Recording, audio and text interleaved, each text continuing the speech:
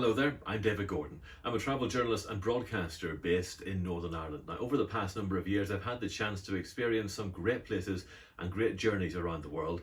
And today, we're heading to Denver in Colorado. Before we head into the city centre proper, let's go to the Colorado Railroad Museum.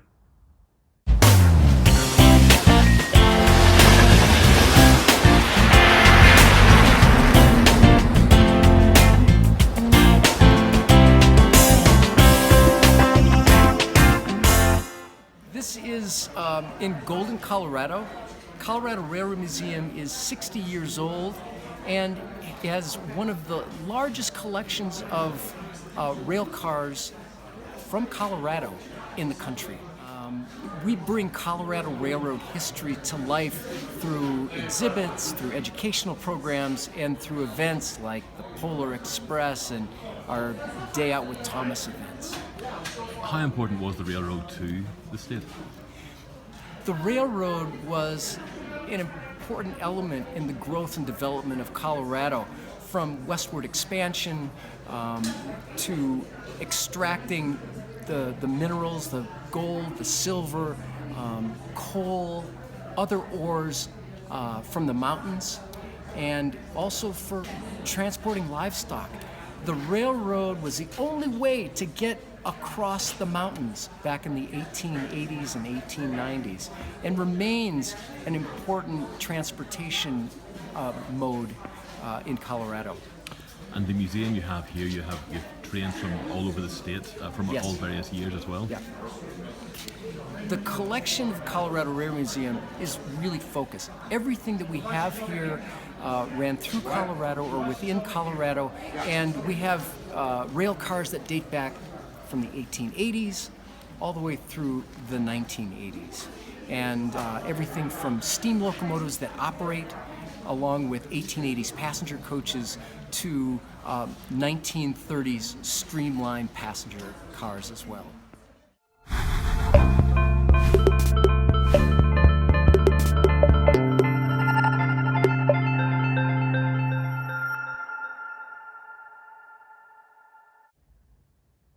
The Colorado Railroad Museum in Golden, Colorado. I could have stayed there all day, quite frankly. I really enjoyed my visit there. I had to go into Denver, of course, itself, and Denver is a really interesting city to go to. There's a very modern part to it, but there's also some real history there as well, as this video shows you.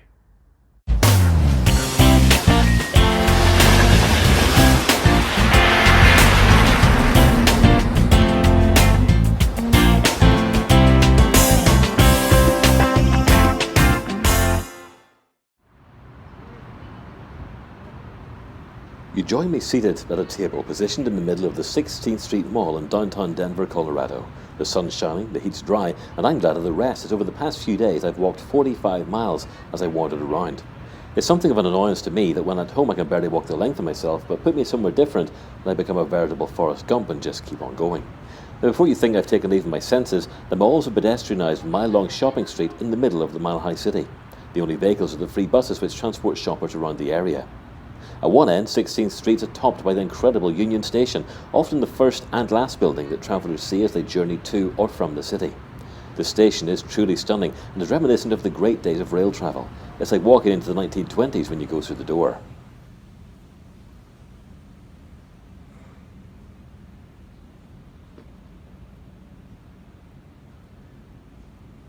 If you're a fan of American sport, you'll not be disappointed when you come to Denver. Near to Union Station, you'll find Coors Field, the home of baseball. And not too far away on the opposite side of the city, you'll find the Mile High Stadium, the home of the Denver Broncos American football team. Particularly enjoyed taking a walk around the state capitol building. On the day I visited, the area was full of food trucks, which are big business in the USA, and I quite happily meandered around trying samples of the wide variety of dishes available.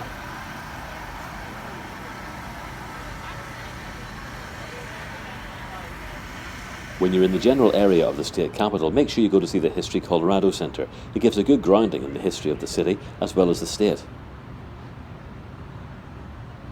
And again, close by, you'll find the Colorado Convention Center. It's huge, but it's also the famous place where you can see the Big Blue Bear, which is the icon of Denver City.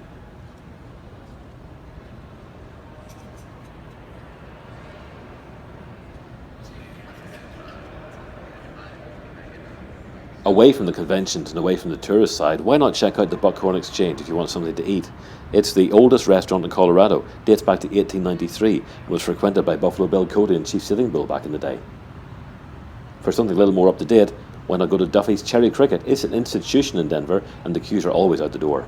If you want to go outside Denver, Boulder's only 30 minutes away. I went to dinner at West Flanders Brewing Company and got some great shots of the Rockies just at dusk. And of course Boulder's the home of Mork and Mindy, so you can stop by the actual house and get a photograph. Music's a big part of Denver life. I went to 5 Points Jazz Festival. 5 Points is an historic district just to the east of the city centre.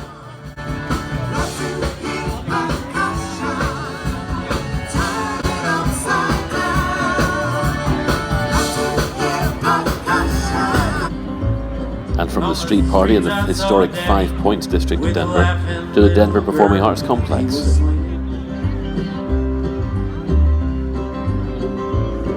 And I walked beside a Sunday school and listened to the songs that they were singing. And from the city centre we go out to the Red Rocks Amphitheatre, just half an hour outside the city. This beautiful natural rock formation creates fantastic acoustics for all sorts of concerts.